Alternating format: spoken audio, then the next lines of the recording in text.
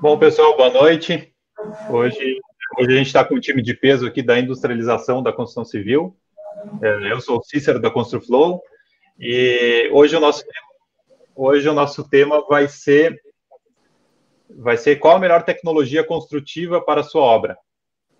E estamos aí com 4 convidados da industrialização brasileira, o Marcos, o Danilo, o Felipe e o Caio. Eles vão se apresentar rapidinho.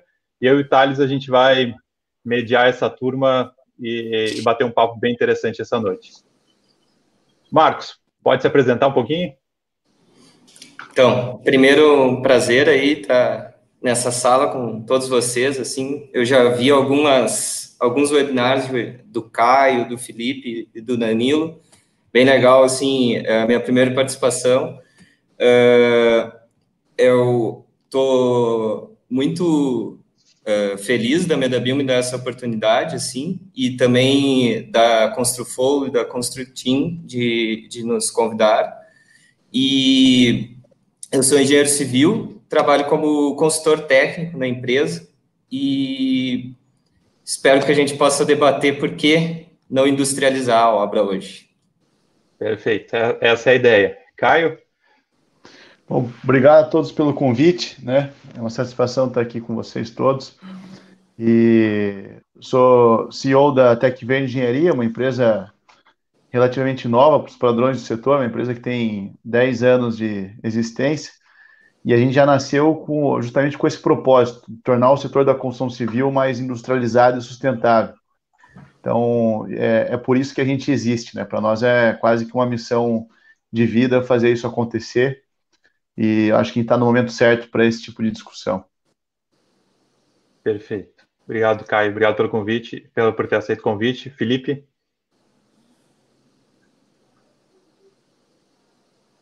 Está desligado, Felipe.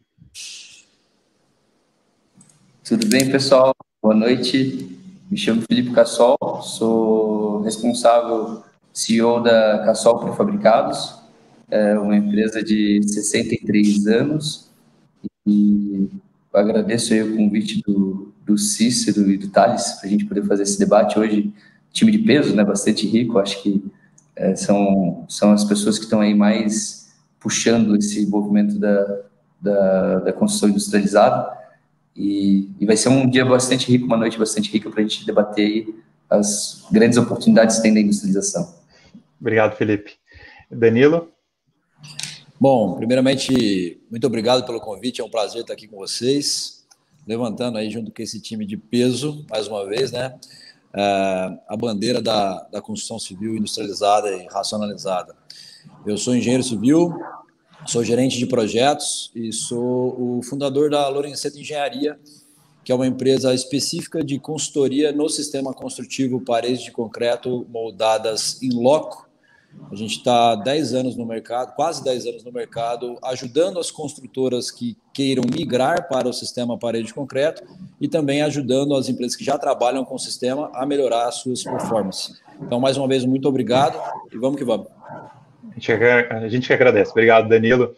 Então, pessoal, a gente está com 4 tipos de industrialização bem interessante. A Medabio com a parte metálica, o Caio TecVerde com madeira, pré-fabricados com o Felipe e o Danilo com a parte de paredes de concreto.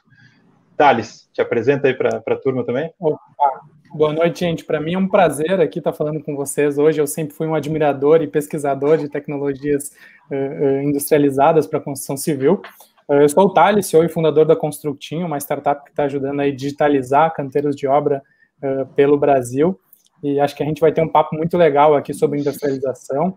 E vamos começar já com a primeira pergunta, né, falando um pouco sobre as vantagens de cada tecnologia construtiva, falando um pouco sobre sustentabilidade, prazo, economia, produtividade e qualidade. Eu vou deixar a primeira palavra com o Caio, da TecVerde, para falar um pouco aí sobre as vantagens da tecnologia que ele oferece hoje. Legal. Eu acho que a industrialização ela tem que andar junto com a produtividade, né? Tem que trazer algum ganho para o setor. Em qualquer outro setor, a industrialização só existiu para fazer com que esse setor se tornasse mais produtivo. No final do dia, conseguir fazer mais coisas usando menos gente, menos matéria-prima, economizando recursos, né, para que os produtos se tornem cada vez mais acessíveis para o público final. E a nossa missão acabou se tornando, acho que cada vez mais nobre, à medida que os recursos federais para habitação social foram ficando cada vez mais escassos. A gente defende muito na Tec Verde que o maior subsídio que esse setor pode ter não é nenhum recurso federal para subsidiar taxa de juros ou subsidiar qualquer parcela que um cliente de baixa renda não consiga pagar, mas sim dar as condições necessárias para que o setor como um todo se torne mais produtivo, né? Isso envolve, obviamente, desde os modelos fiscais mais simples, toda a regulamentação se tornar um pouco mais simples, mas principalmente o que envolve as nossas empresas, né? A gente, como empresa de engenharia, eu acho que todos nós aqui, eu acho que somos engenheiros, mas como empreendedores que acreditam no nosso setor, nas nossas tecnologias, eu acho que a nossa missão é subsidiar esse setor. Hoje, como que a Tec Verde vem fazendo isso, né? A gente está inserido muito forte no segmento de baixa renda, mas não é o único segmento que a gente atua. A gente consegue produzir casas e prédios de até 4 pavimentos, a sua maior parte em fábrica. Cerca de 80% do escopo acaba acontecendo dentro de uma fábrica, né? De um ambiente controlado, com processos e controles muito mais parecidos com a indústria automobilística do que a indústria da construção civil. Inclusive, a gente tem mais engenheiros mecânicos, engenheiros de produção na empresa do que engenheiros civis. E nesse ambiente, a gente consegue tratar a produtividade de uma forma sistêmica, trazer automação para os processos, até robotização para alguns processos, de uma forma que o nosso setor nunca experimentou. Nunca experimentou não só no Brasil, mas no mundo. O mundo como um todo precisa se tornar mais produtivo para conseguir continuar viabilizando moradia para aqueles que mais precisam, à medida que a terra fica mais cara, o capital fica mais caro, à medida que os insumos, né, matéria-prima, mão de obra fica mais cara. Para tudo isso, para enfrentar todos esses desafios, que a industrialização ela existe. E acho que assim como foi feita a introdução aqui nessa live, falando que existe uma tecnologia certa para cada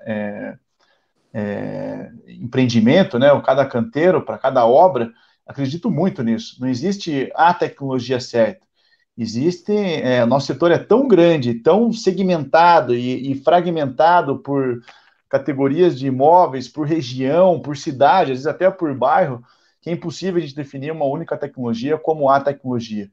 Acho que o mais importante de tudo é a gente trabalhar um mindset no setor como um todo para absorver a industrialização, para não ter medo de inserir novas tecnologias nos seus negócios, não ter medo de errar, de testar, porque eu acho que é mandatório, né? A gente passar por esse ciclo de mudanças vai ser crucial para a sobrevivência de qualquer negócio dentro da nossa cadeia.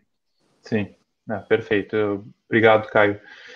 Eu acho interessante, né, Caio, a indústria de vocês está realmente dentro de está num local, dentro de um ambiente controlado.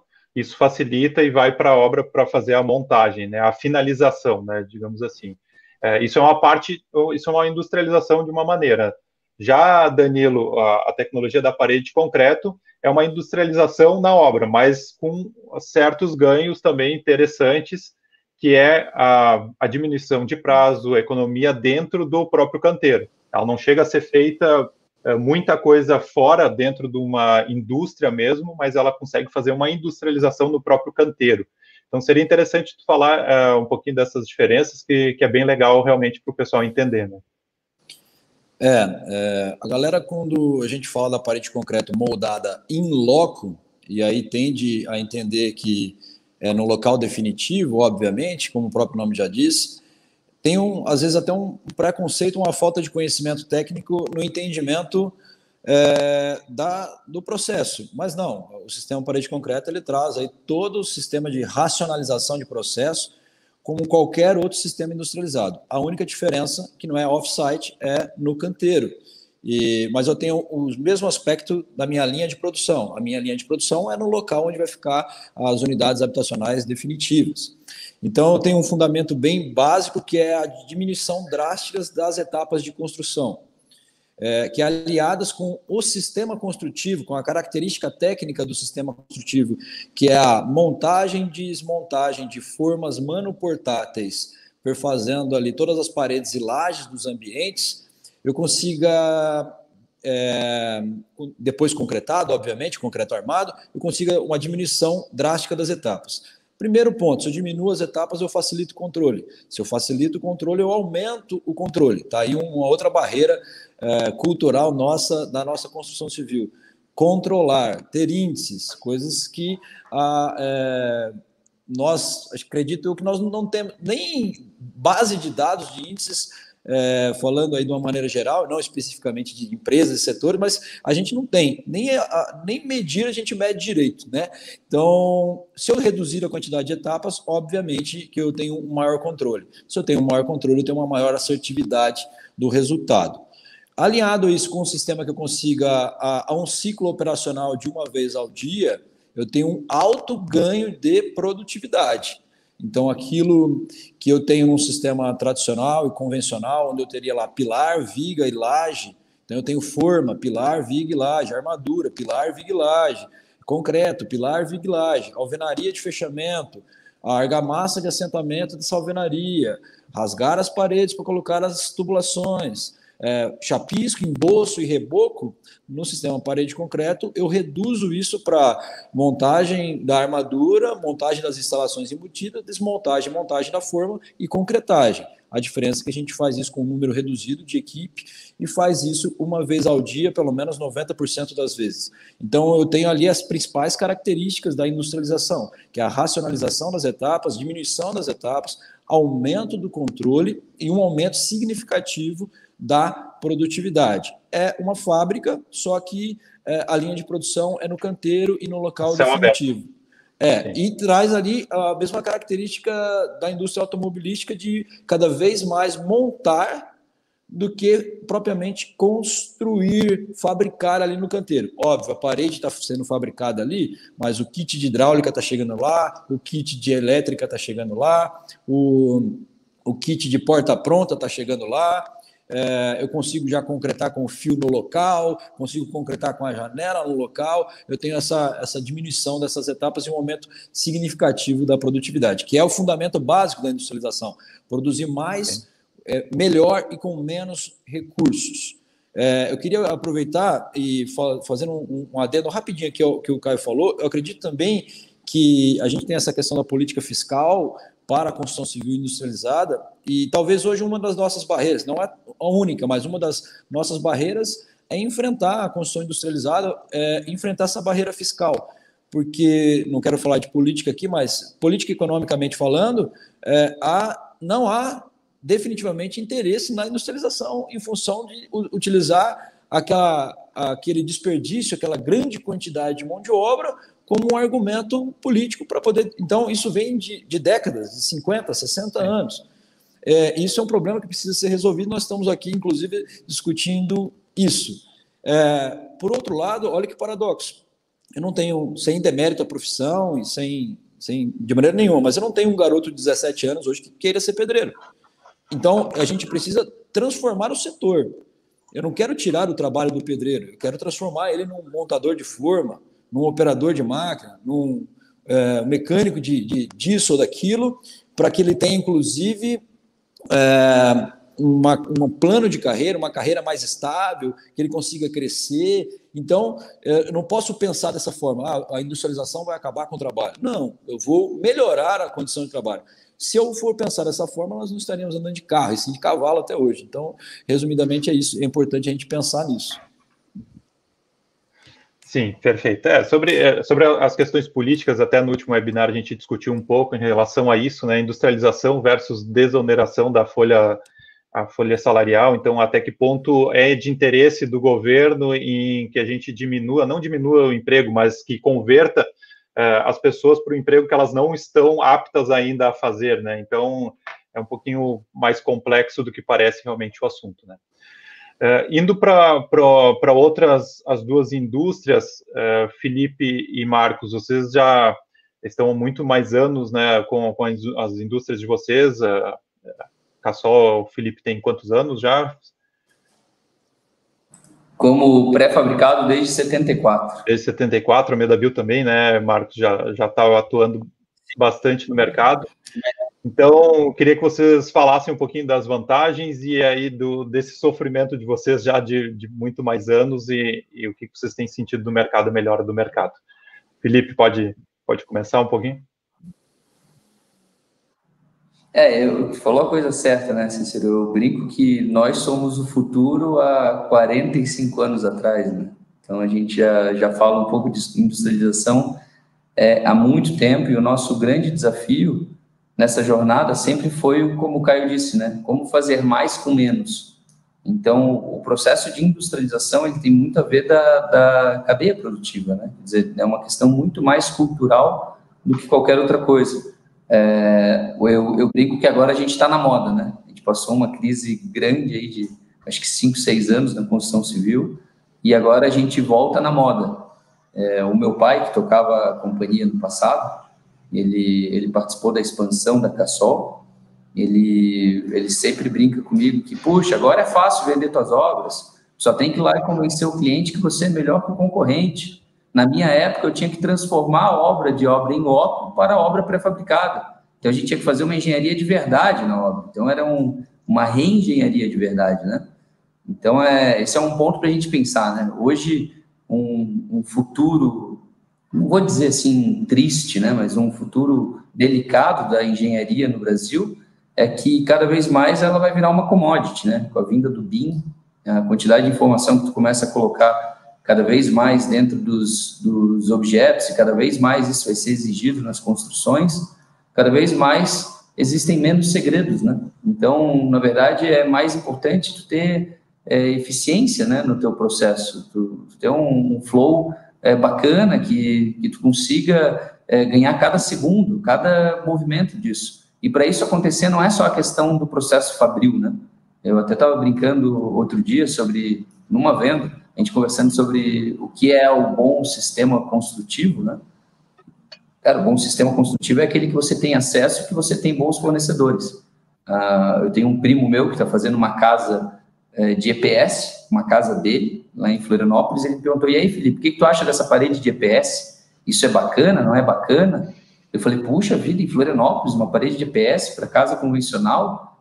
Cara, que legal, mas como assim? Isso é caro pra caramba dele. Não é caro não, tem um cara aqui do lado vizinho que está fazendo o EPS e tem um arquiteto apaixonado por montagem de EPS, que estudou o Brasil inteiro, que ele montou uma equipe, ele é um especialista. E aí a gente fez a conta e ficou 40% mais barato que a casa convencional. Eu falei, bom, tá respondida a tua pergunta. Quer dizer, tu tem um fabricante local bem resolvido, né? Um fornecedor bem resolvido, e tu tem uma mão de obra especializada que consegue colocar esse negócio de pé, não tem um sistema melhor naquela situação. Então, o melhor sistema é aquele que está mais encaixado ao environment, né? ao ambiente que você está inserido. E aí, tu entra os pontos fortes e os pontos fracos de cada um. A nossa fábrica, nós temos as nossas fábricas setadas para fazer uma construção industrializada de volume, de escala, assim, né? Então, quando o mercado está aquecido, o nosso produto ele é absolutamente campeão. Quando o mercado não está aquecido, que o PIB está baixo, é o contrário. Eu tenho um monstro fabril que eu preciso alimentar ele, e aí eu tenho que começar a achar produto de qualquer maneira e acabo pegando obras que não sejam um projeto tão industrializado, e aí o meu custo fabril ele vai lá nas alturas. E aí eu deixo de ser uma boa solução. Então, eu acho que a educação do mercado, né, essa visão que a gente tem, como foi comentado, nenhum jovem de 17 anos hoje quer ser pedreiro, né? Ele quer ser um sistemista, um operador de máquina, ele tem outras visões dentro do canteiro que ele enxerga.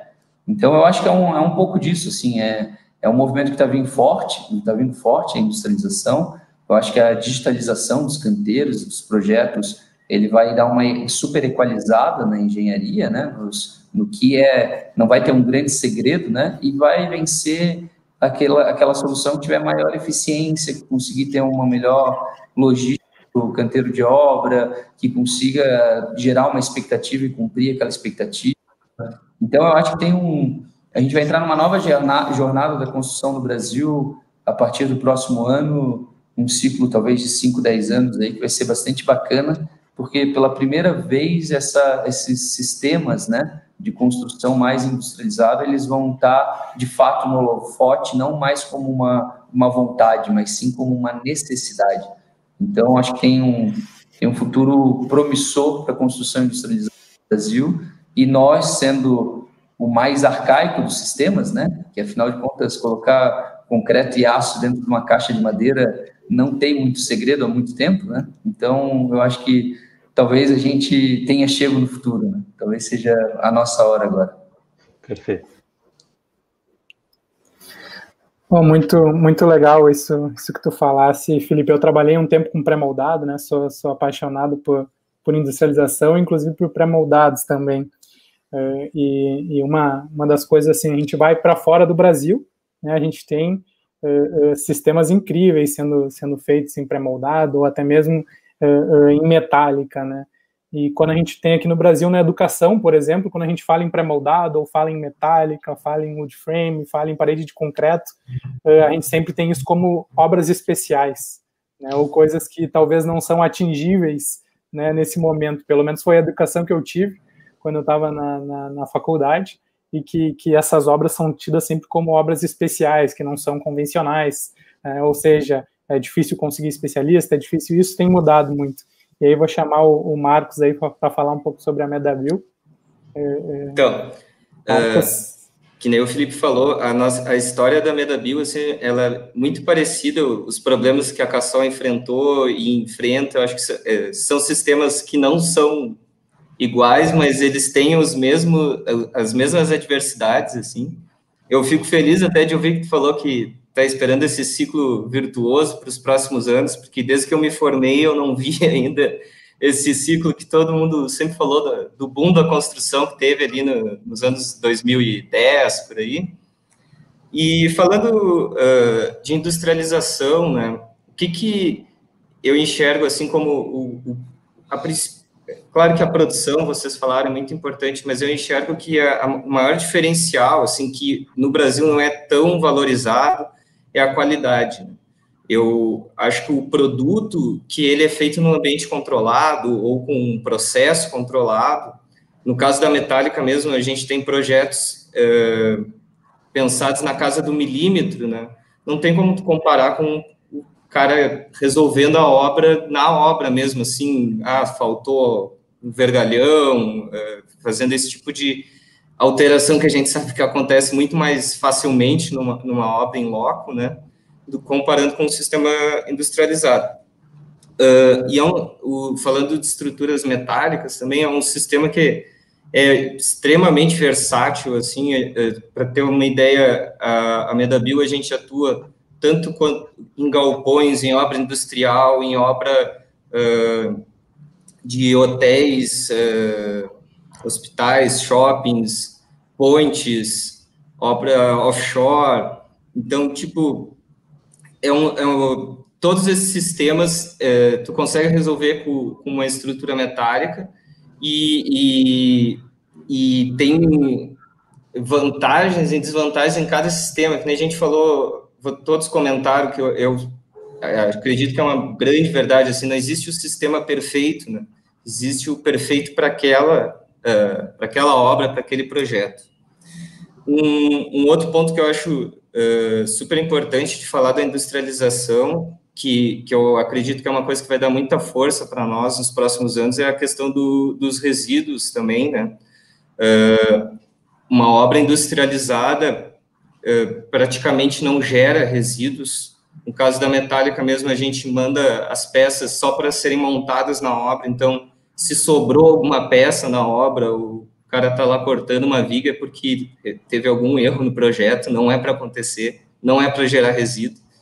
E o que gera na fábrica, por ser aço, é praticamente todo reciclável, né? Então, é uma vantagem considerável, assim, para o sistema industrializado. E aí, depois, falando de produção mesmo, né, hoje a gente não é o principal objetivo das grandes construtoras, a gente vê no país antecipação das obras, né, até pela a forma que a gente constrói no Brasil, acaba que a gente vende muito a questão da antecipação, a gente consegue entregar uma obra 30%, 40% mais rápido que um sistema convencional, mas muitas vezes isso não faz sentido para a construtora, para o investidor final, né? Então, a gente trabalha muito em cima de tentar convencer, fazer uma engenharia financeira para mostrar que essa antecipação da receita pode fazer sentido, mesmo que a estrutura tenha um custo inicial mais elevado pelo sistema ser industrializado, né? E outra coisa que é um diferencial muito grande de todos os nossos sistemas aqui, eu acredito, é o planejamento, né? Por a gente trabalhar com uma obra industrializada, a gente está meses na frente no projeto, já avaliando todas as compatibilizações, tudo, porque a gente não pode chegar na obra e descobrir que vai ter uma tubulação passando no meio da minha viga, né? Então, o BIM é uma metodologia que está nos agregando muito agora, que também vai dar uma impulsionada na construção industrializada nos próximos anos, porque agora essa metodologia vai conseguir fazer que todas as disciplinas comecem a se conversar muito antes de chegar no canteiro. E isso daí é o que vai garantir a qualidade e com certeza, os prazos vão ficar ainda mais precisos e mais curtos. Sim. Bom, obrigado, Marcos. Eu queria fazer uma rodada em relação aos benefícios. A gente listou alguns benefícios, inclusive está no e-book que a gente vai colocar ali nos comentários, o link para baixar o e-book que vocês participaram.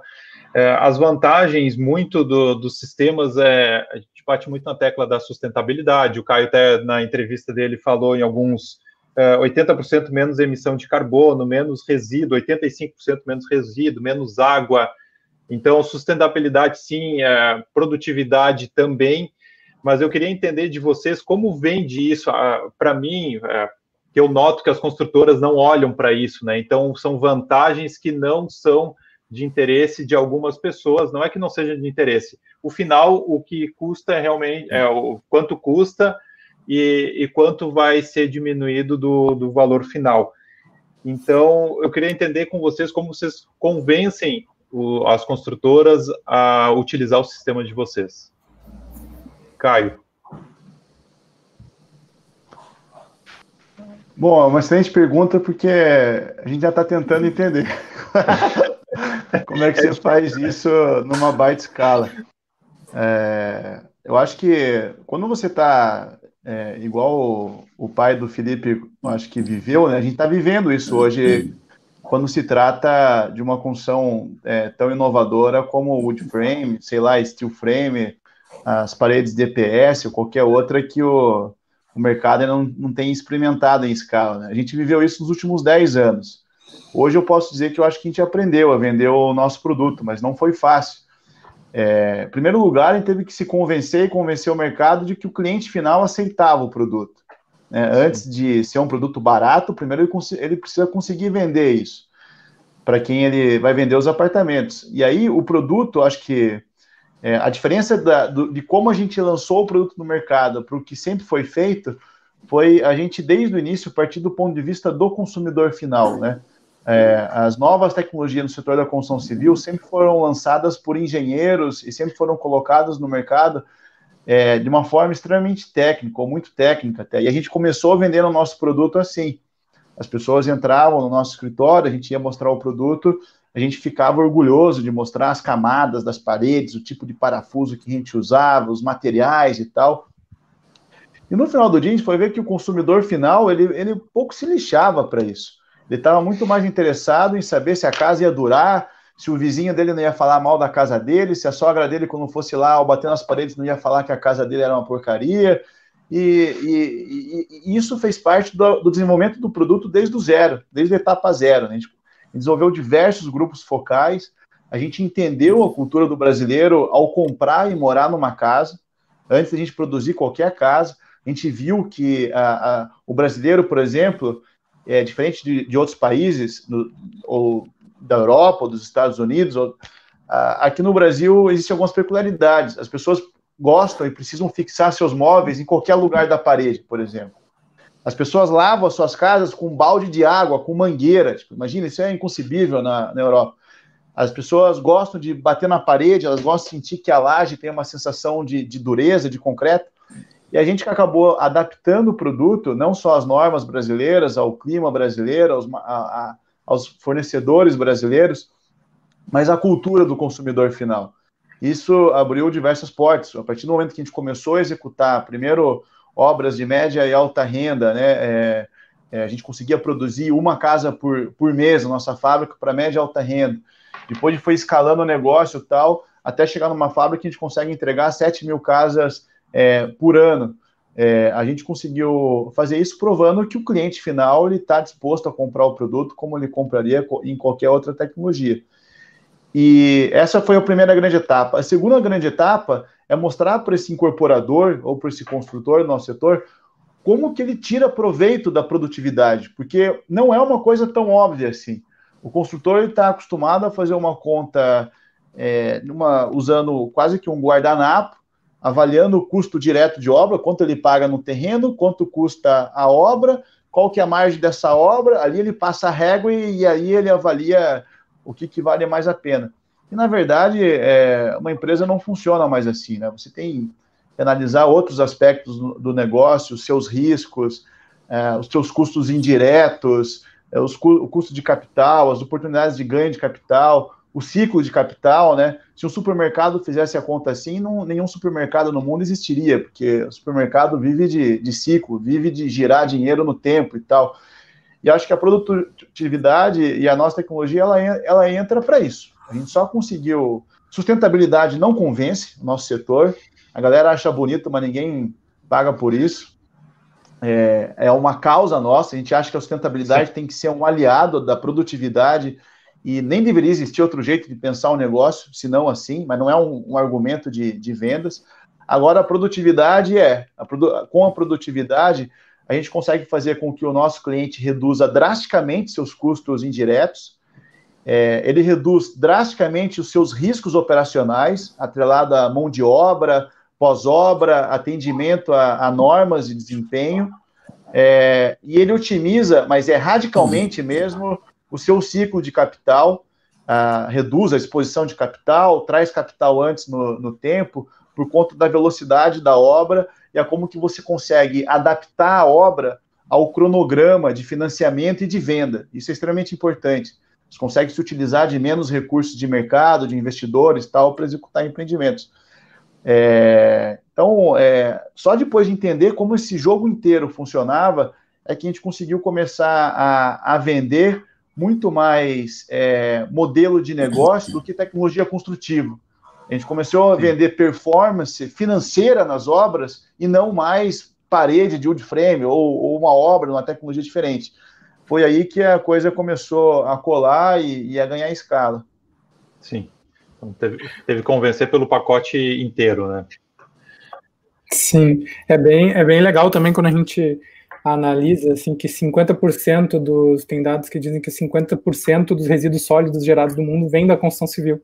E às vezes a gente está preocupado ali. A gente é bom nisso. Tá olhando construção civil, a gente é bom nisso. Está batendo metas aí. Olhando ali, poxa, tem a tartaruga que está morrendo ali, poxa, quanta coisa que a gente não está gerando, né? A gente precisa. Estou preocupado com o canudo que a tartaruga está comendo. Isso, a construção civil pegando aqui.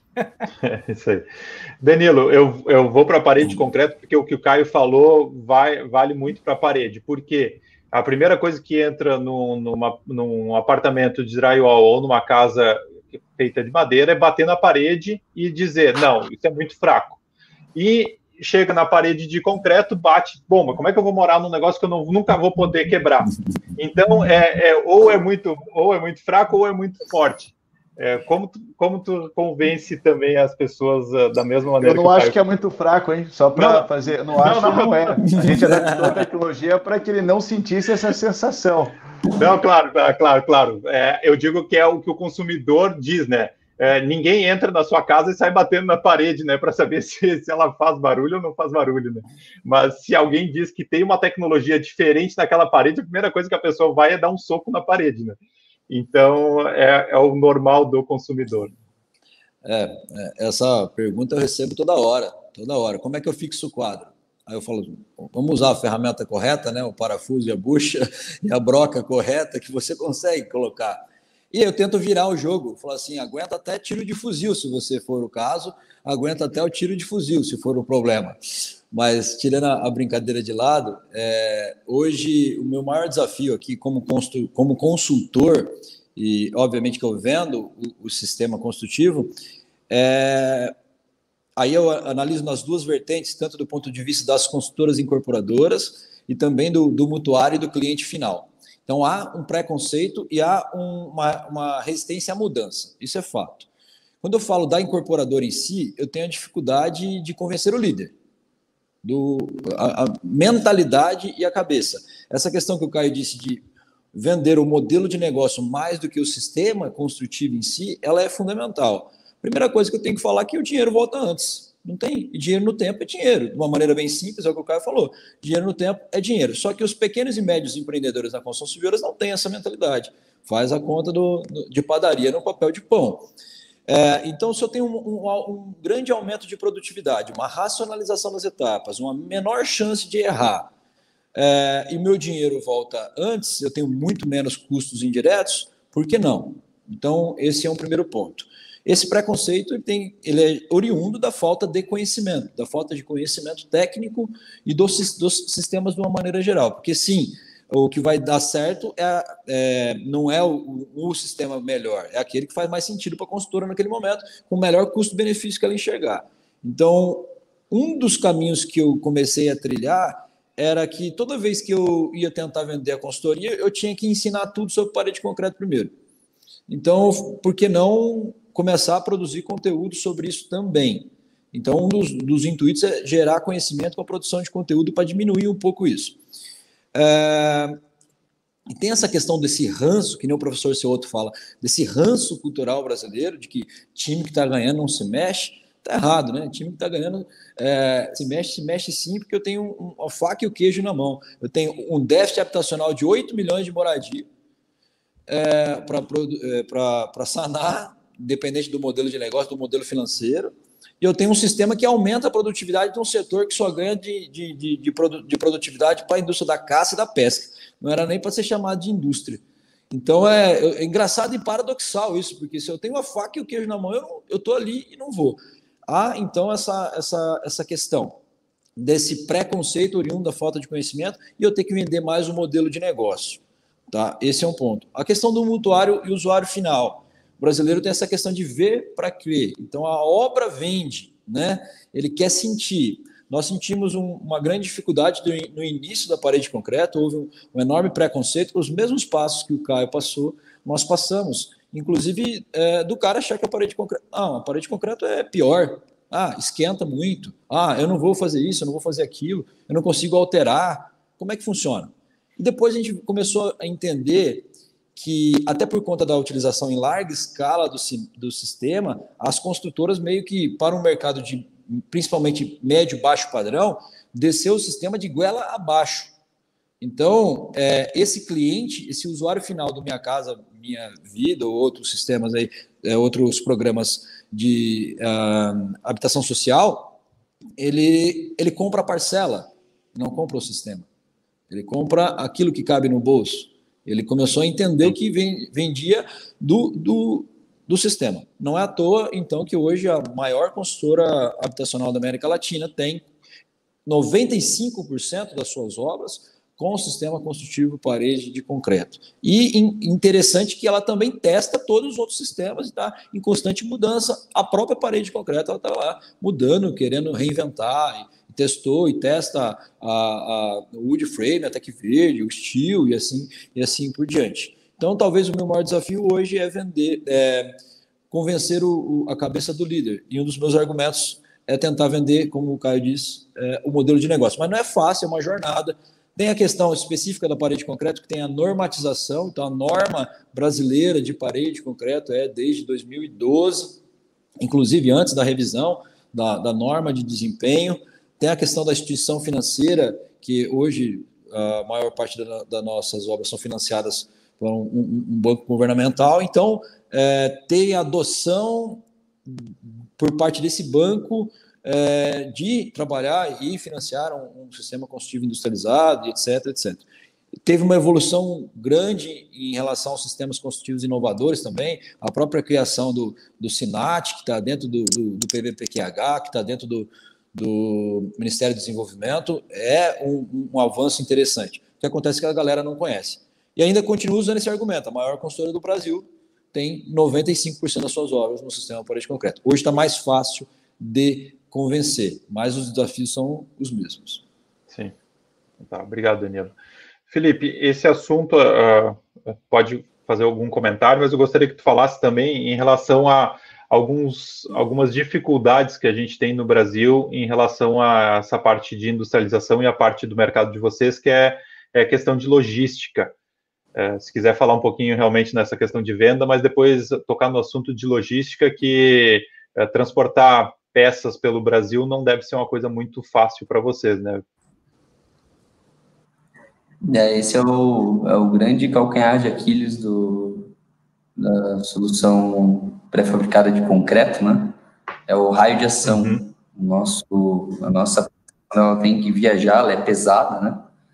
Então, saindo ali de 300, 500 quilômetros de raio, dependendo da estrutura de rodovias que tem próximo à fábrica, e daí de qualquer fábrica, isso começa a inviabilizar. Então, o nosso maior concorrente é a distância, né? Acho que esse é o ponto frágil. Sobre venda, eu estava pensando, enquanto o Caio e o Danilo falavam um pouco das dificuldades deles, eu estava imaginando o que é a minha maior dificuldade, né? Quer dizer, puxa, hoje, lógico, tem uma questão do Oceano Vermelho, né? Porque a gente teve uma baixa demanda da construção nos últimos anos e muito pré-fabricador bom. Hoje tem bastante empresa boa. Antigamente, lá no ano 2000, não se tinha boas empresas de pré-fabricado. Hoje tem muita empresa boa que faz um bom produto por aí. Então, tem um pouco desse Oceano Vermelho, mas principalmente é um modelo de contratação. Hoje, se eu vendo só a peça como sendo uma indústria, quer dizer, vendendo só o elemento pré-fabricado, eu tenho uma tributação 15% maior do que fazendo a empreitada global, quer dizer, fazendo a venda completa da obra, onde eu sou um gestor de contrato, aí eu sou uma pseudo-construtora, né? Faço uma parte de um serviço de obra e num ambiente totalmente fora do decisor, do investidor, né? Então, quer dizer, num ambiente totalmente hostil, sendo um empreiteiro da construtora e tratado da maneira que ela me pilota. Se eu vendo só a peça, que seria o meu métier, né, trabalhar como indústria, quer dizer, ser um fornecedor da indústria, para que essas construtoras fossem os sistemistas, eu tenho 15% a mais e 15% representa normalmente o meu custo de obra. Quer dizer, o meu custo com guindaste, meu custo com equipe de campo, com engenharia. Então, grosseiramente, o que eu estou dizendo é assim, compre uma peça da Cassol, você vai pagar 10. E veja bem, se você comprar a peça montada, com todos os riscos compartilhados com a Cassol, você paga 10. Qual você quer? Então, puxa vida, eu tenho que entrar tem uma questão de isonomia do mercado, assim, que a gente deveria trabalhar para dar esse espaço, né? Quem quer ser montador, Sim. Quer dizer, quem quer fazer os dois, o produto e o serviço, poder fazer, né? Ter sua estratégia, ter sua estrutura por trás para tal, e quem quiser ser um mero fornecedor, e um mero fornecedor, e aí olhando a bolinha, quer dizer, conseguir colocar sua qualidade, produtividade, seu aperfeiçoamento do produto, poder fazer dessa maneira. Então, tem uma questão tributária que impacta bastante, o drama nosso da logística, que a gente já comentou, né? E eu acho que hoje, pela primeira vez, eu posso dizer que a cultura já não é mais um problema. E aí eu vejo aí o Caio e o Danilo, que estão agora numa jornada mais de educar o mercado sobre a solução deles, né? Eu vejo a luta deles muito parecida com o que foi a nossa 20 anos atrás. Então, eu brinco que hoje, e daí indo lá na linha, né, dos cabelos brancos, né?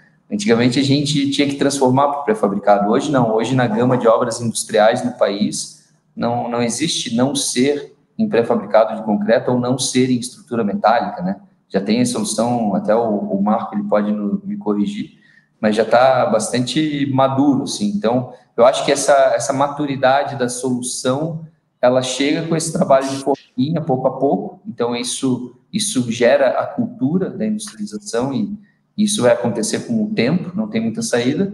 Agora, sem dúvida, o imposto, a questão tributária é algo que a gente poderia equalizar o de todo mundo, né? Para daí sim deixar a engenharia e o fornecedor como sendo o ponto de decisão e não uma questão tributária como é hoje. E aí eu acho que a cadeia se reorganiza e a gente consegue identificar um pouco melhor qual é a melhor solução para aquela determinada obra naquele determinado local, né? Perfeito. Pô, bacana isso que tu comentaste. Eu vou puxar uma pergunta aqui do público e vou direcionar ela pro Marcos agora. O Solon perguntou ali, falando em distância e logística, criar um polo de construção modular pré-fabricado, né, ou metálico, em uma região central do Brasil não seria uma possibilidade interessante? O Felipe comentou ali que para o pré-fabricado, né, a distância ali varia entre 300 e 500 quilômetros, e falando sobre construção metálica, como funciona isso, por exemplo, Uberlândia eu sei que é um polo, né, de distribuição do Brasil para as transportadoras, enfim, um polo logístico, né? Por que não tem fábricas lá, por exemplo, para distribuir os produtos industrializados pelo Brasil? Como funciona isso na parte metálica? Marcos. Pois é, a gente tem também uma dificuldade de logística, né? Eu acredito que seja um pouco menos impactante assim que para o pré-moldado, pela questão do peso das peças e da solução, né? Mas, realmente, hoje, se pegares a nossa fábrica, a principal fábrica, fica na Serra Gaúcha, né? E a gente faz obras por todo o território nacional, fazemos obras no Nordeste, no Norte, no Sul, Sudeste, Centro-Oeste.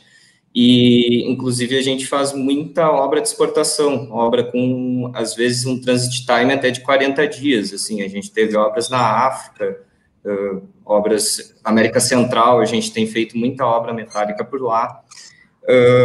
É um custo que está dentro do nosso produto, mas não é um custo tão determinante, eu acredito. Essa questão dos impostos que o Felipe levantou, realmente é uma coisa que impacta muito mais, e a questão também do custo do material, né? Falando de estrutura metálica.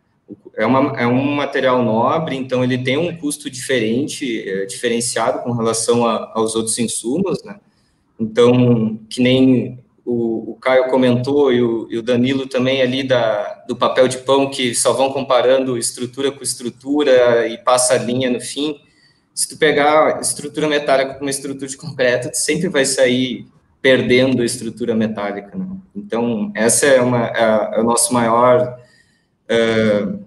desafio, vamos dizer assim, mostrar todo o custo global tanto do ganho financeiro que ele vai ter com antecipação de receita, um alívio de fundações, com menos custos indiretos no canteiro, tudo isso, se tu medir apenas estrutura com estrutura, tu não vai conseguir enxergar. E a logística, como perguntou ali, eu acredito que hoje ela representa, dependendo do local, uns 10% só do nosso valor. Não é tão pequeno, né? Mas os impostos incidem muito mais do que esse problema. E para a gente convencer hoje o cliente, apesar que o Felipe comentou ali que a cultura já não tem essa barreira cultural tão grande hoje, né? Até esse ano, eu acho que deslanchou um pouco mais esse assunto da industrialização também aqui no Brasil, mas eu ainda enxergo que ainda tem uma barreira cultural. Quando muito segmentado, assim, se tu pensar em uma obra de galpão, uma obra industrial, tu pensa numa estrutura metálica já é meio automático, assim, ou numa estrutura de pré-moldados, dos bancos. Mas quando tu começa a pensar numa obra, um prédio comercial, é muito difícil a gente convencer hoje o cliente a iniciar a obra pensando numa solução metálica. Normalmente a gente é chamado quando a construtora teve algum problema na fundação, então já está com o prazo da obra correndo, teve alguma licença que trancou, e a gente acaba entrando na obra para cumprir aquele prazo que eles têm com o cliente final, né? Senão vão tomar alguma multa muito alta, alguma questão desse tipo. Só que quando a gente entra num processo que a gente não participou da solução inicial, é aquela dificuldade que o Felipe comentou. A gente faz ainda muita reengenharia para a gente conseguir transformar uma obra que está com um problema de prazo, que aí se pensou na metálica, a gente tem que fazer essa reengenharia. Só que quando a gente entra nesse processo já atrasado, assim, aí o custo da metálica, ele parece mais elevado ainda do que o que ele já é. Então, a gente tem trabalhado muito forte na questão da concepção, de trabalhar em solução antes do projeto estar no mercado, sabe? Porque essa transformação, ela não é boa para ninguém, não é boa para nós, que a gente não consegue oferecer a melhor solução, o melhor custo-benefício para o cliente, não é boa para o arquiteto, que vai brigar com a gente porque surgiu um contravento na fachada dele, numa solução de concreto ele não tinha, então gera conflitos de compatibilização com diferentes disciplinas para tapar um buraco de planejamento, assim. Então, isso que eu bati na tecla anteriormente, falando das qualidades, que eu acho que o BIM é uma ferramenta que vai ajudar muito a construção para a gente realmente fazer o planejamento quando tem que ser feito, né? Porque tem muita obra que a gente entra hoje em dia que a gente está subindo o terceiro pavimento e o pessoal está detalhando o quarto ainda na arquitetura, sabe? Então, a gente é um pouco atravessado aqui no Brasil. Sim. E essa mudança, ela está acontecendo, mas eu ainda enxergo que tem uma certa resistência, assim. Tem segmentos que já está mais consolidado a industrialização, mas como a gente tem o objetivo de industrializar todos os segmentos, a gente enxerga que tem potencial, então a gente tem esbarrado nessa questão cultural ainda um pouco. E esses últimos anos foram bem duros também para a construção metálica, muitas empresas da construção de estruturistas e fornecedores de estrutura metálica tiveram um desempenho ruim, né, e acabaram ou fechando, ou tendo alguma dificuldade, e isso daí é ruim para o setor da industrialização, sabe, porque a gente briga por um nicho tão pequeno. Se a gente for ver hoje, o setor, as obras industrializadas no Brasil não chegam nem a 5% do que tem de obra acontecendo no país. Em alguns países, isso é muito maior, é mais do que 50% de obra industrializada. Então, nós da indústria acabamos, às vezes, brigando entre nós mesmos por um setor tão ínfimo, assim, a gente podia estar trabalhando junto, misturando soluções para conseguir entregar um produto melhor e e roubar uma fatia maior do mercado para todos nós, né? Eu acho que a industrialização na história dos outros países, ela também vem junto com um déficit habitacional muito grande, né? E só que a gente tem esse déficit habitacional aqui no Brasil, e aí tem algumas leis aí que dificultam um pouco a gente industrializar, como vocês falaram, dificulta transporte, logística, imposto, tudo, né? Acho que é um pouco desse lado também, né? Pega na Europa, né? A grande industrialização das construções aconteceram pós-guerra, né? Então, quando tu precisa construir muita moradia, você industrializa, você dá um jeito de fazer coisa mais rápida. Chicago mesmo, se eu não me engano, teve um grande incêndio lá no século passado, é um dos expoentes da construção industrializada, assim, porque eles tiveram que reconstruir toda a cidade muito rápido. E é o que acontece na Ásia também, né? Olha, o Japão, há uns anos atrás, teve aquele problema de uma usina nuclear lá, em menos de um ano a cidade estava toda construída novamente, uma coisa que às vezes aqui no Brasil a gente passa e vê um canteiro de obras 3 anos e meio para subir uma torre. Sim.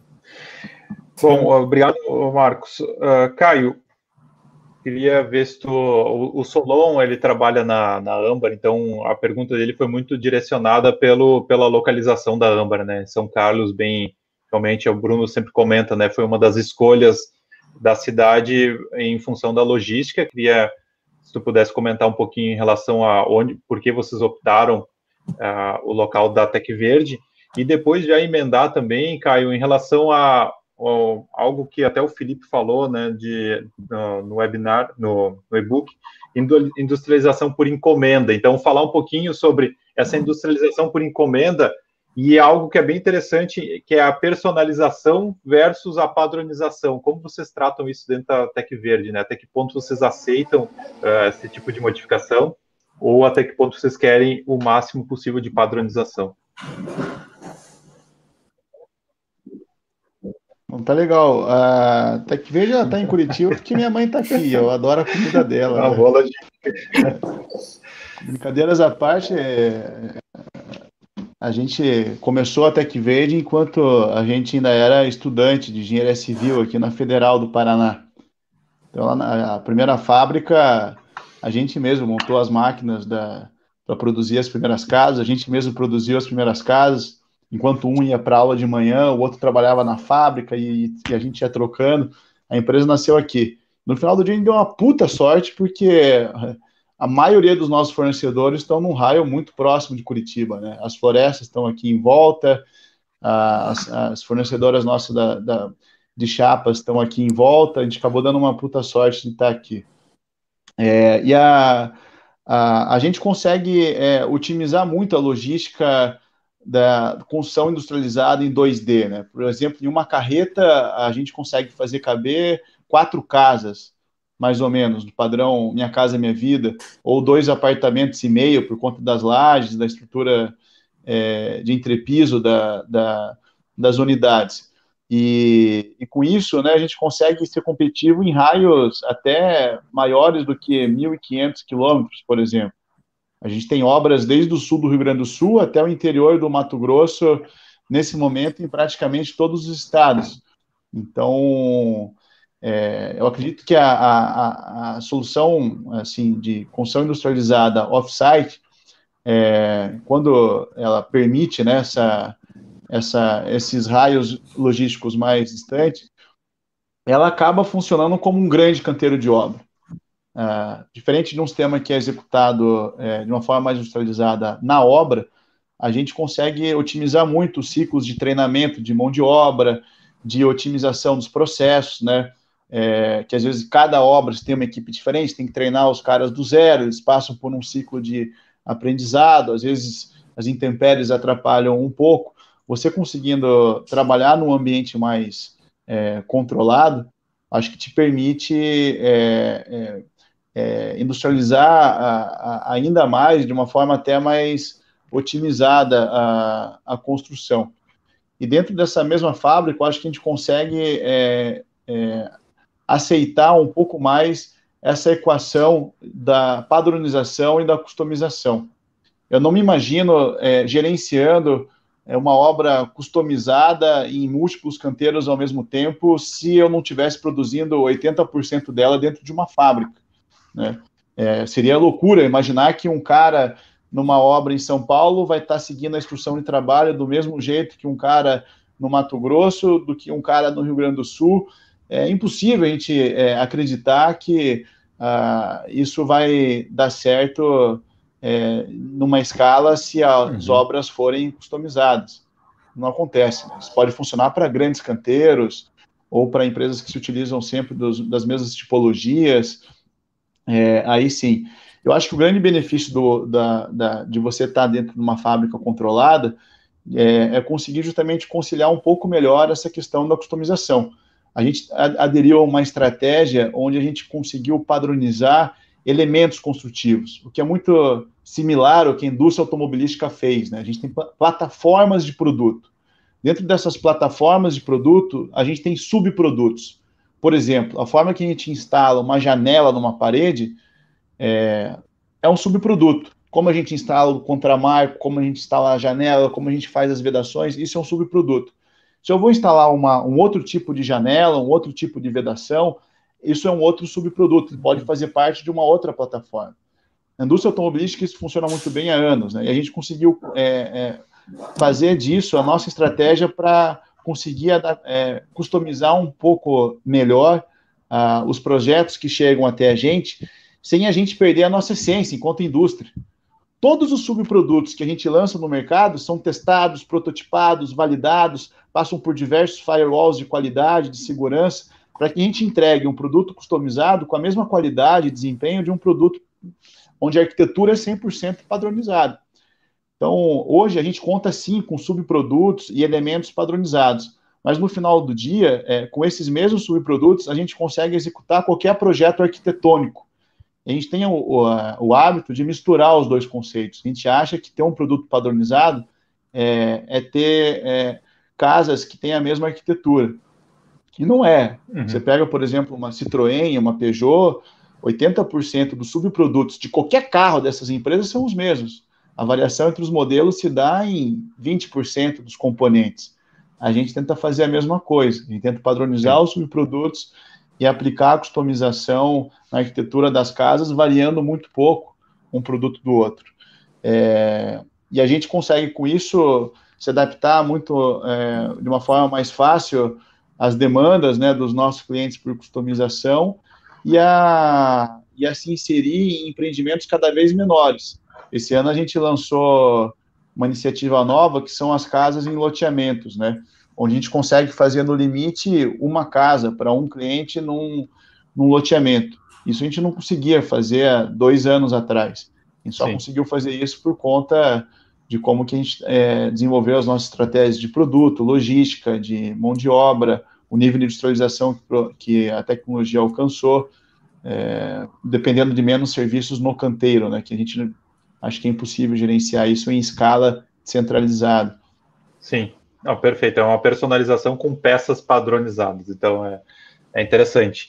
E, Danilo, como para a parede de concreto, comprar forma, casar com ela e não mudar mais, como funciona essa questão de modificação, o que eu preciso aproveitar e adaptar, ou seja, aconteceu uma pandemia, agora as pessoas que antes queriam dormir ou estavam acostumadas a dormir num dormitório de 7,5 metros quadrados, 8 metros, agora não, elas querem dormitórios de 10 metros quadrados porque querem colocar uma mesa de escritório dentro de um dormitório. Como tu vê essa questão da parede de concreto e essas adaptações? Bom, vamos lá. Eu vou fazer as paredes externas de parede de concreto e vou comprar lá na Tec Verde, a preço de custo, as paredes internas. E aí a gente vai resolver esse problema. Estou brincando. Sim, a parede de concreto, até a questão da viabilidade, sempre teve muito atrelada ao custo da forma.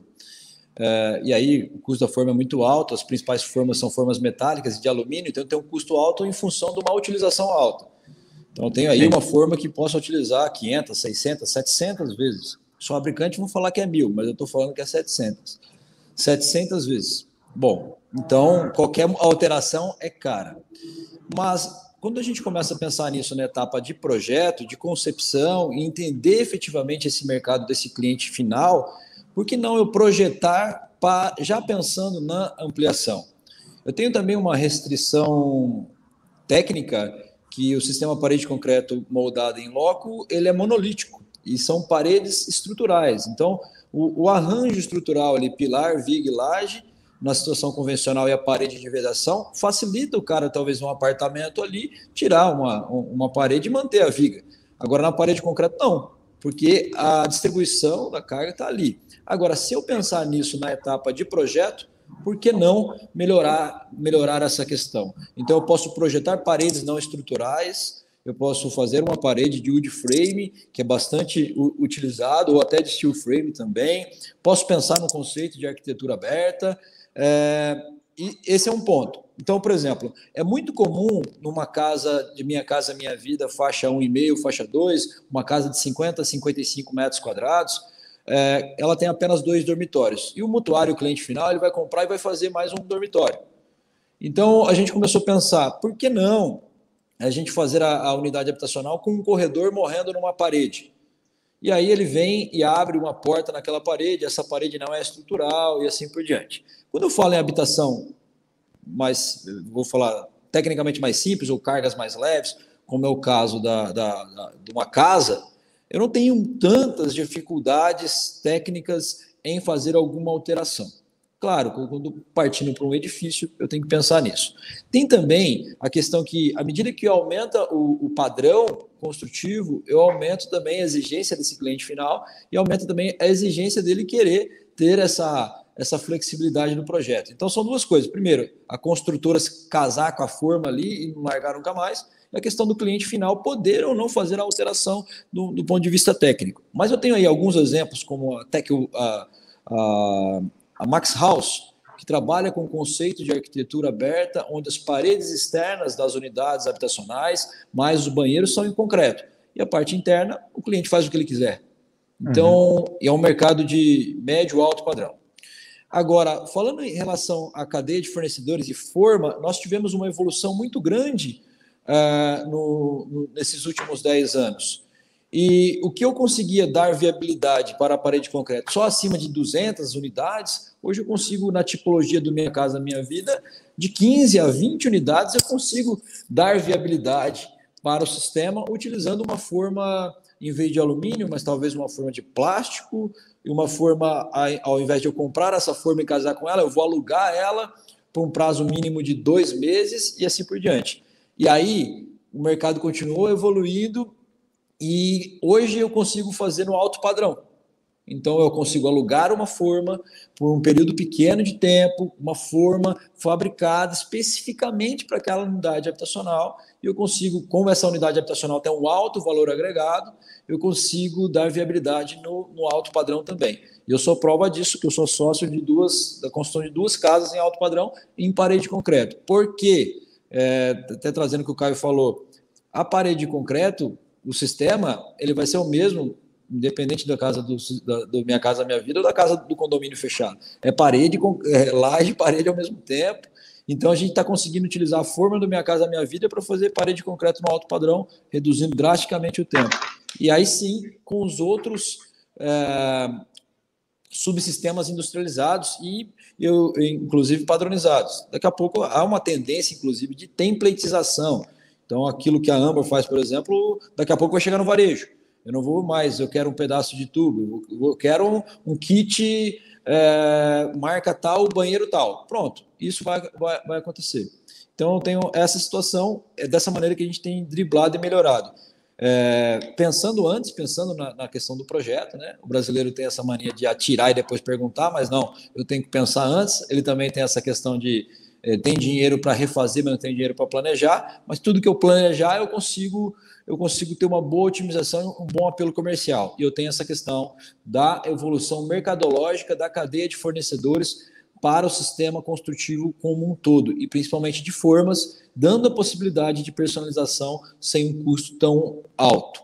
E vale ressaltar e vale lembrar aqui que a cadeia de insumos específicos para o sistema construtivo parede de concreto, a cadeia de fornecedores, no Brasil é uma das melhores do mundo em função da grande adoção do mercado de habitação social.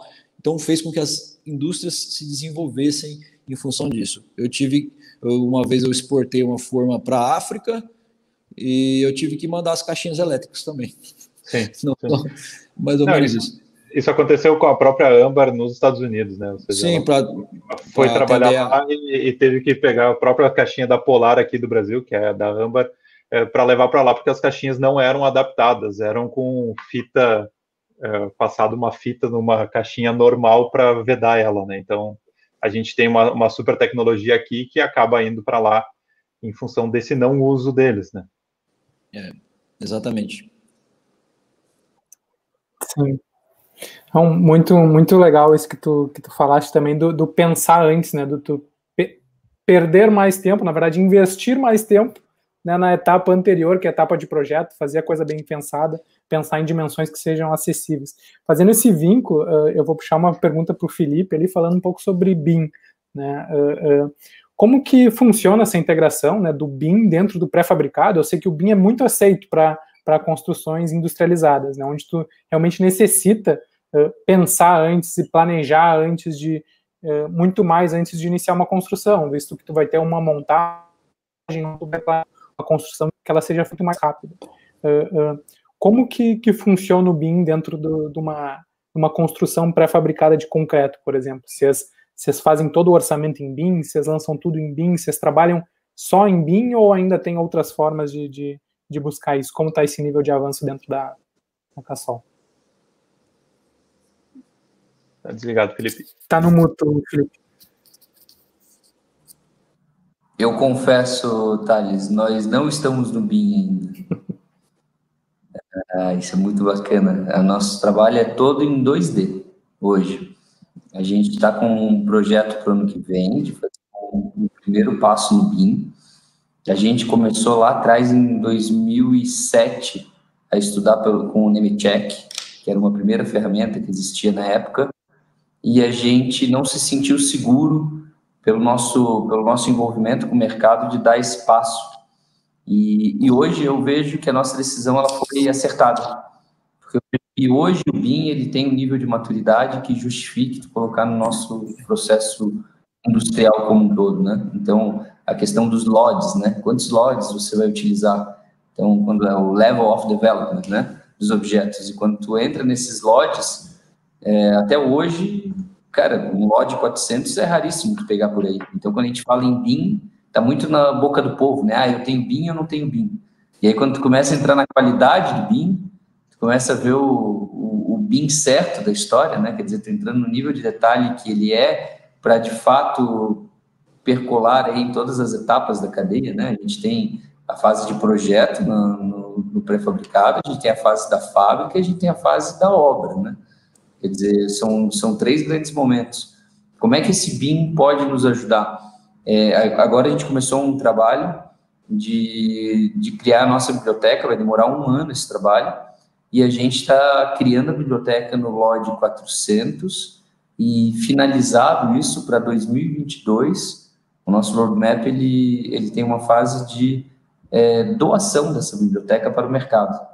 Então, aí sim, começar um trabalho de fato para poder auxiliar os arquitetos e os engenheiros e o pessoal da concepção de projeto a orçar a sua obra, quer dizer, a pré-orçar a sua obra, né, a viabilizar a sua obra, já com os objetos que sejam objetos com nível de detalhamento que dê subsídios para elas poderem tomar as decisões acertadas, né? Essa vai ser uma biblioteca da Cassol, né? Que são os nossos padrões de forma, nosso padrão de construção. Repetindo um pouco do que eu falei lá atrás, nós somos configurados para uma industrialização mais em escala, né? A gente até consegue ser mais personalizado. Hoje, o nosso setor de pré-fabricado, pilares e vigas armadas, nós utilizamos formas de madeira, onde grande parte do mercado já está nas formas metálicas. E é a nossa visão de que nós não devemos ir para formas metálicas, que nós devemos continuar em formas de madeira por um bom tempo, exatamente por essa flexibilidade no produto, para poder permear em todas as camadas. Então, as formas de madeira da linha de pré-fabricado, que são pilares e vigas armadas, isso não tem muito o que fazer no BIM, cada objeto é um objeto. Agora, vigas protendidas seção I, lajes alveolares, painéis alveolares, estacas protendidas, estacas centrifugadas, telhas W, quer dizer, peças padrões que a gente tem das outras linhas de produção, isso que está consolidado em todos os estruturais, né, todos os projetistas, a gente vai ajudá-los a desenvolver um melhor caminho da construção civil. Então, a gente, lógico, a Casola é uma empresa muito conservadora, né? É uma empresa muito sólida, ela dá os passos muito firmes. Então, a gente entra um pouco atrasado na moda do BIM, mas a gente vai entrar no momento sólido, assim, onde já está bem discutido. Então, inclusive o Cícero tem me ajudado bastante, ele tem sido um grande coach aí, né, Cícero, nesse nosso processo, e ele tem feito essa troca, assim. Então, acho que na Cassol Pré-Fabricados nós devemos ser uma das empresas mais atrasadas em BIM, mas eu me sinto hoje um dos mais preparados para poder dar espaço, pelo que eu converso com os meus associação, concorrentes, clientes que testaram outras soluções. Então, eu acho que está vindo para o mercado, né? E a Cassol ela vai estar nesse bolo do mercado, não como inovação. E aí, para todo mundo, minha dica é, quanto antes entrar no BIM, melhor, porém, entre com passos firmes, com passos sólidos, saiba o que está fazendo, né? Não tem o retrabalho da sua biblioteca, né? Vá muito no detalhe. Acho que essa seria a minha dica. Não, perfeito, Felipe. Eu acho que não é demérito nenhum o que tu falou, né? Entrar e eu não acredito que seja atrasado, porque assim, para mim que já trabalha um bom tempo em BIM, eu noto muito que quem não tem o processo muito bem definido em 2D e migra para o 3D, ele simplesmente automatiza o erro, ele potencializa o erro dele e faz o erro dele mais rápido. Isso é muito pior. Ou seja, as pessoas saem de um fluxo errado, que era o 2D, que ele já fazia um fluxo errado, ele copia esse fluxo para dentro do BIM e acha que vai resolver os problemas dele. Na verdade, ele está potencializando o erro dele e é muito pior. Então, quando a migração do BIM é numa empresa já bem consolidada, que sabe que os seus processos em 2D já eram muito bem pensados, a migração para o BIM é muito melhor e vem a calhar muito melhor. Então, é um excelente trabalho que vocês estão fazendo lá nessa mudança e vocês vão notar agora em 2021, com certeza. Pô, legal, adorei essa biblioteca aí, curioso. Em breve está saindo, né, Felipe? Marcos. A gente vai disponibilizar. A ideia é democratizar e eu sou um defensor nos dias de hoje que a engenharia ela tem que ser para todo mundo. Então, a gente quer pegar os nossos padrões, a nossa boa prática que a gente tem do processo produtivo e disponibilizar, entendendo, acho que foi o Marco que comentou, de que a gente tem 5% das construções industrializadas. Então, a minha briga não é com outros industrializadores, né? A minha briga é com a conscientização do mercado pela industrialização. É uma questão, lógico, que cultural no segmento industrial está bem consolidado. Agora, no imobiliário, cara, começou agora esse movimento um pouco mais forte, agora que eu digo, não tirando mérito do Caio lá, mas agora há 10 anos, né? Agora faz pouco tempo que isso está criando escala. Então, a ideia é democratizar a informação. Acho que esse é o espírito cocriação, né? Sim, perfeito.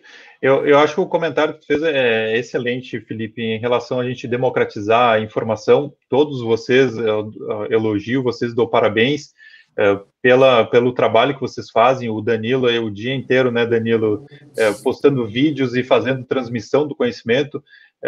Parabenizar o Caio também, porque eu não vi ninguém dizer ainda, dizer que tentou ir na Tec Verde e não conseguiu.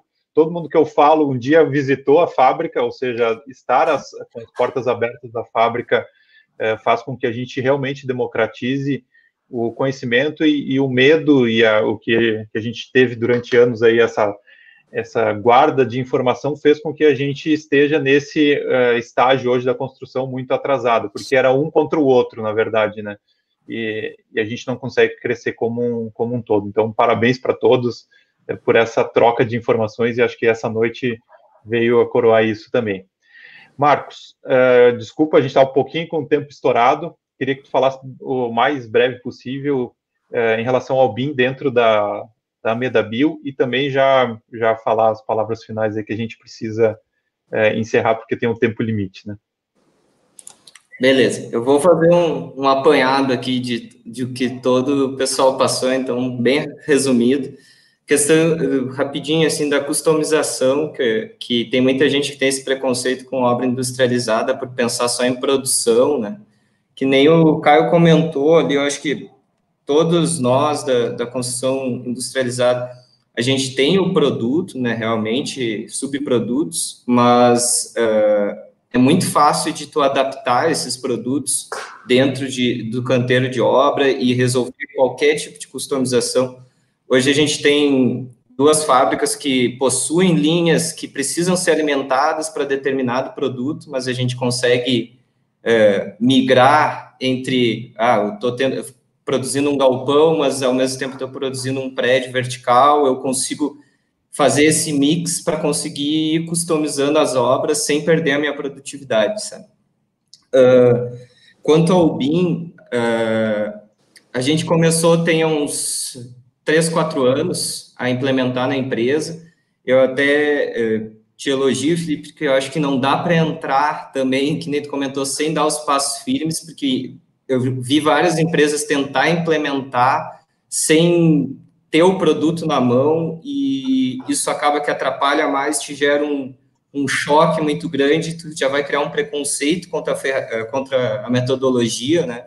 E eu acho que a gente conseguiu ir devagarzinho, a gente tem uma célula pequena dentro da empresa com BIM. Hoje, acho que uns 20% dos nossos projetos são já todos dentro do BIM, e o restante ainda a gente segue trabalhando com alguns outros softwares, ou 2D ou 3D, mas que não utilizam a metodologia completa, vamos dizer assim. O BIM até foi engraçado dentro da empresa, ele começou muito com a questão de encantamento do cliente, assim, era só para gerar um modelinho 3D, era uma coisa, a gente não estava vendo o que a gente estava desenvolvendo, na verdade, que é muito maior do que isso, né? Hoje a gente consegue ter um acompanhamento na obra, desde a fase de orçamento, a gente já tem feito essa modelagem em BIM para poder jogar para o cliente, ele fazer as observações dele, fazer a compatibilização, devolver, e a gente ir trabalhando essa solução junto, né? E assim que a obra é vendida, quando ela... Normalmente as obras mais complexas e obras verticais que têm mais disciplinas juntos, a gente tem trabalhado com o BIM. A gente hoje consegue estar detalhando, fabricando, expedindo, montando, e tudo isso a gente tem um acompanhamento através das ferramentas, dos softwares que trabalham com BIM. Eu consigo ter controle total, rastreamento da peça, se ela está na fase de detalhamento, se ela está na minha fábrica, se ela está dentro de um navio indo para Nairobi lá, se ela está no canteiro sendo montado, o nosso engenheiro consegue reportar e a gente saber exatamente o que está acontecendo e ir acompanhando esse modelo. E isso foi super importante para a gente. Agora a gente está começando a colher os frutos dessa implementação, que a gente começa a ver hoje muitos erros que a gente cometia na fase de detalhamento para garantir produção, às vezes algumas peças pulavam uma etapa, então isso fica mais nítido agora com esse controle que a gente tem na mão, né? E para finalizar, assim, já que o meu tempo está mais curtinho, eu queria agradecer novamente aqui a oportunidade de estar falando desse tema. Eu acho que a gente não pode deixar essa bola baixar, porque está em alta agora discutir esses temas que a gente está falando, a gente tem que manter essa discussão ativa, e eu acho que a gente tem que levar essa discussão para dentro da área acadêmica também, que eu faço alguns workshops, eu sempre comento com o pessoal, principalmente da arquitetura, que eu acredito que eu tive entre resistências materiais, protendido e alguns outros conteúdos, umas 9 cadeiras voltadas para a construção convencional, tive uma cadeira metálica, sendo que algumas faculdades essa cadeira ainda é ou dividida com madeira, ou é um tópico especial que tu nem precisa fazer. E tanto isso na engenharia como na arquitetura, eu acho que a gente tem que incentivar mais na base, sabe? Porque eu me formei, eu não tinha a menor noção do que era uma obra pré-moldada, do que era uma obra de estrutura metálica. Isso, o mercado que foi me moldando para isso. Eu acho que a gente tem que abrir mais esse leque na base mesmo, porque aí não vai ser uma discussão que a gente está tentando empurrar a goela abaixo, vai ser natural do mercado absorver. Excelente, obrigado, Marcos. A questão da universidade é isso mesmo. A maioria dos cursos que eu conheço são todas divididas e a preocupação é em calcular como a resistência de um prego numa cobertura, ou numa cobertura de telhado de madeira e uma estrutura metálica. É o máximo que a gente recebe de informações e aquele professor está preocupado com aquilo só, em nos ralar na prova e fazer a gente calcular aquela situação específica lá e não mostrar o como todo. Infelizmente, a gente precisaria pensar diferente dentro da universidade mesmo. Falta pensar um pouco em produto, né? A gente pensa muito em obra, parece que é sobre obras de arte, mas a gente fala pouco sobre produto, né? Que é industrializar, que é isso que a gente falou aqui hoje. É isso aí. Caio, recado final, empolgar o pessoal a ir visitar vocês, a comprar o produto de vocês.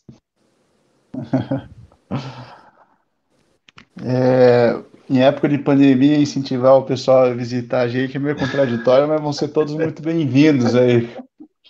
Um vírus, sem vírus, do jeito que vier, a gente vai abraçar e vai ser feliz aí. Mas acho que nós estamos num momento ótimo, assim, para conseguir tratar de produtividade e industrialização de uma forma pertinente e relevante, né? O que antes era um papo de idealista e de sonhador, hoje é uma necessidade para qualquer empresa, né? E eu acho que todos que estão aqui têm alguma solução super pertinente para tornar essas obras mais industrializadas, mais produtivas. E eu acho que assim, a minha recomendação é o setor não ter medo de errar. Eu acho que a gente está num momento onde existem diversas soluções super maduras e qualquer barreira para isso acontecer, eu acho que está muito mais dentro das empresas do que qualquer outra coisa que se tenha tido como barreira no passado. Então, acho que é hora de botar para fazer mesmo, e a gente está aqui para isso. Acho que todos nós aqui estamos... Obrigado por aceitar o convite, Caio. Danilo? Bom, queria agradecer novamente o convite, é um prazerzaço estar aqui com vocês, nesse time de peso, né? É uma honra, muito obrigado. Quero convidar o pessoal aí a acompanhar a gente nas redes sociais, todos nós aqui, eu acho que vale a pena. Sou fã dessa galera que está aqui comigo, então realmente para mim é um grande prazer. E vamos levantar, sim, a bandeira de melhorar a performance das obras brasileiras. Acredito que, vou parafrasear, não sei quem aqui, mas como eu já disse, time que está ganhando se mexe sim, e se quisermos cada vez sermos mais competitivos, precisamos melhorar. E aí um recado para os dinossauros da construção civil aí também, que não... Tem uma galera old school que já está pensando bem na industrialização, mas tem uma galera que não pensa. Essa galera que não pensa, só tenho a dizer que nós vamos engolir vocês com o maior prazer do mundo inteiro. e vamos nessa. Muito obrigado mais uma vez. Obrigado, Danilo. Felipe. Boa. Tirar do mute de novo, a terceira vez aqui. Eu acho que é isso, gente. Acho que a gente tem que surfar essa onda. Se o PIB nosso cresce aí 2% ao ano, o nível de construção no Brasil ele é gigantesco e o nosso déficit de industrialização comparado a mercados maduros é maior ainda. Então, eu acho que a gente tem que surfar a onda, acho que tem bastante coisa legal vindo por aí. É muito importante olhar para dentro das empresas e fazer o dever de casa bem feito, né? Sem o retrabalho, aquela história de fazer com primor aquele teu produto e acreditar nele, que o mercado que vem aí é um mercado comprador, assim, é um mercado que vai querer resolver. Claro que o Brasil é super instável nesse sentido, então o risco acontece a qualquer momento, mas em linhas gerais cara, muito foco no dever de casa, né, do todo dia, né? Ter o seu padrão, define o seu padrão e aí sim, consistência de comportamento ao longo do tempo, as milhões de melhorias contínuas, sejam arrojados nas ideias, não tenham medo de errar. Acho que o Caio foi perfeito, né? Estamos na hora de fazer a coisa acontecer. Então, o momento é bom, o vento sopra a nosso favor, o trabalho da Construflow e da Construteam é incrível. Eu acompanho vocês, o Thales e o Cícero, eu acho que vocês são levando essa bandeira. Se hoje a gente está aqui como profissional do mercado, de que quem de fato realiza, falando um pouco nossas opiniões, é porque tem gente como vocês nos potencializando. Então, sigam fazendo isso com força, e isso ajuda bastante a construção no país. E aí, com um pouco de sorte, e nesse cenário que a gente tem pela frente, com certeza a gente vai dar uma aperfeiçoada do que é a nossa construção nacional, e felizes saímos todos, né? Então, obrigado pelo convite, pessoal. A gente agradece. Obrigado, Felipe. Muito legal, né? Para mim foi um prazer participar disso com vocês. É realmente um sonho estar discutindo industrialização e vendo que isso vem ganhando forma aqui no Brasil, né? Espero que a gente possa se cruzar muito ainda em reuniões, em webinars, em eventos, né, sobre tecnologia, que está cada vez crescendo mais no Brasil. Então, vamos incentivar, né, para que mais pessoas conheçam sistemas industrializados, que conheçam os benefícios, que saibam que pode ser usado nas construções, né, para que a gente tenha mais gerações, construções cada vez mais otimizadas e melhores, né? Construção civil é qualidade de vida, querendo ou não, né? Então, a gente construindo melhor, construindo mais barato, causando menos impacto para o meio ambiente, acho que isso é o futuro. Eu agradeço muito a presença de todos vocês. Para mim é um prazer enorme ter falado aqui hoje com vocês. Obrigado, Thales. Bom, pessoal, vamos encerrando.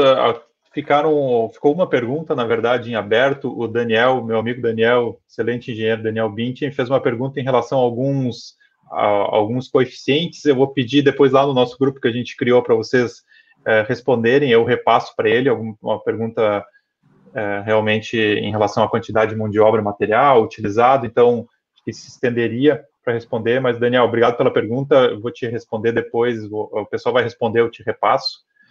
E obrigado pelos comentários, obrigado pela presença de vocês. Eu botei ali nos comentários o nosso e-book, que vocês participaram do e-book, ficou bem legal, um resumo geral sobre as principais questões da industrialização e tecnologias construtivas.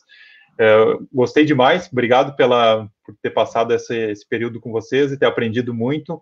Foi excelente todos os comentários e eu acho que a gente conseguiu fazer um panorama geral do que é essa parte de novas tecnologias e industrialização. Obrigado realmente por vocês terem participado e obrigado, pessoal, por ter assistido até o final. Obrigado, boa noite.